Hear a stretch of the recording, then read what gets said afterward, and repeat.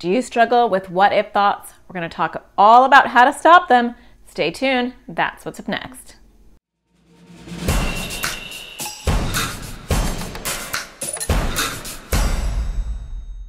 Hi, my name is Natasha Daniels. I'm a therapist. I make videos for people with anxiety or OCD. And I make new videos every Thursday, so don't forget to subscribe, hit the bell so you get notified when new videos come out. Today I want to talk to you about how to stop the what if worries. What if this happens? Oh my gosh, what if this happens? I won't be able to handle it if this happens. Does that sound familiar? It does to me, because living with anxiety brings a lot of what if concerns, a lot of what if thoughts, a lot of what ifs that never happen.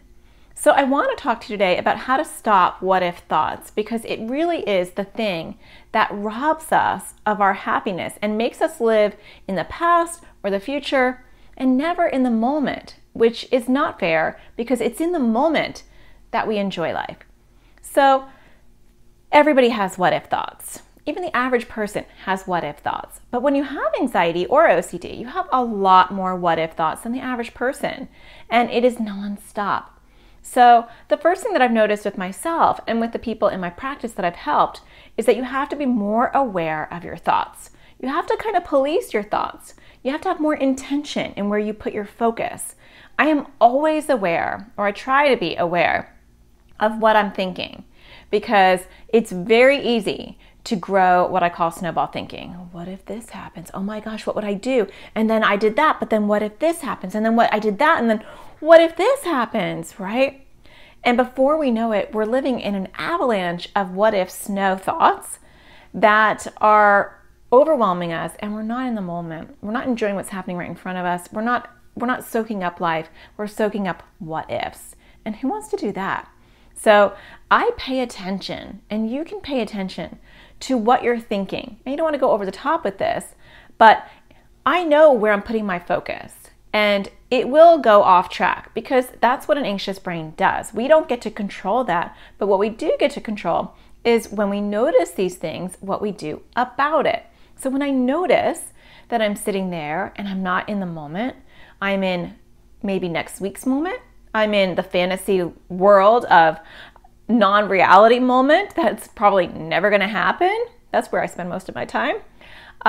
That's when I want to be like, uh-oh, I'm in there, that reality that never exists.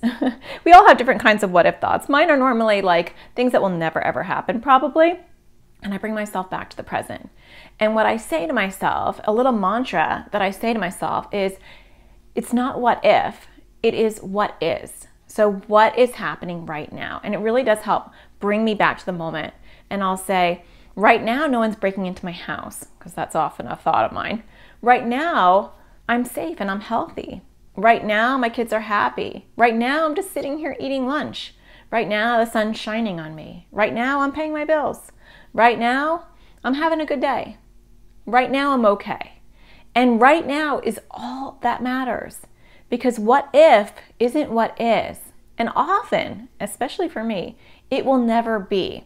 So we want to pay attention to our thoughts. We want to notice when our thoughts are not living in the moment, and we want to gently bring them back to what is. And sometimes I have to go through what's happening to me right now. Okay, I'm sitting on this chair and I'm comfortable, I'm not tired, I'm not in pain. What's happening to me right now? I actually have nothing else to do tonight. I'm going to kick back and watch TV. What is happening to me right now? And when I start to list them out, the majority of the time, unless I'm literally in the moment having a trauma, which has happened, but generally in the moment, I'm sitting here and I'm doing okay. And so you want to ask yourself what is, and you want to go through those things. Now, some people argue with me and they'll say, Natasha, my worries, they help prepare me. I mean, my what ifs give me like a blueprint of what to do in case something bad happens. Well, for someone who has had tragedy in their life recently, I will tell you that what ifs didn't prepare me for any of that, right?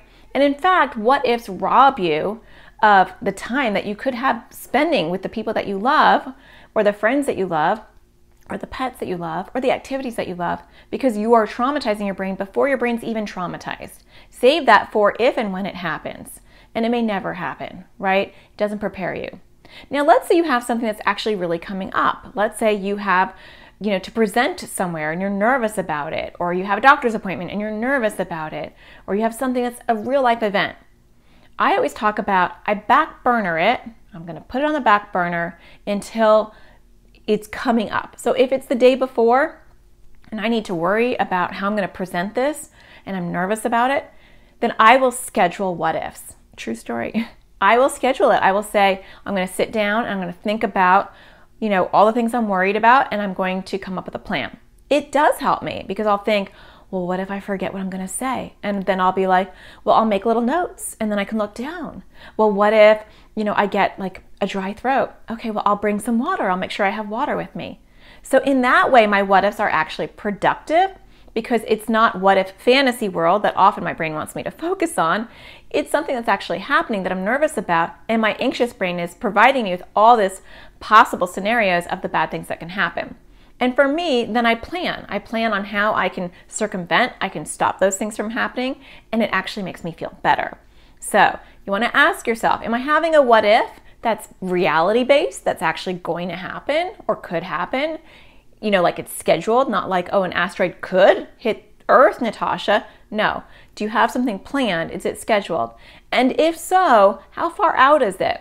Because if it is pretty far out, you might want to schedule and back burner it, wait until the day before or a couple of hours before, and then you schedule time to problem solve all the possible what ifs that your brain is presenting. I also like to force myself to think of, what if I do really well? What if they love it? What if it's really easy? And then I close my eyes and I try to visualize it going beautifully well. Because anxiety will present us with the scary images, play that role of her freaking out and play that role of something going horrible. Anxiety will do that for you. That's really nice. But we can force our brain to also play the beautiful scenario of, what if it's amazing? What if it turns out well? So you have to intentionally do that because your brain, if you have an anxious brain, isn't going to do that for you. So if it's a what if that's a fantasy based, right? Focus, have some awareness, and again, focus on what is and not what if. And if it's something that's actually going to happen, schedule it, plan it, sit down, and deal with those what ifs head on so that you can actually problem solve and do have a plan that is better than what your anxiety wants you to think. Well, I hope you found this helpful, and don't forget to tune in next week for my next video, and don't forget to find the sparkle in everything you do, and I'll talk to you again next Thursday. Take care.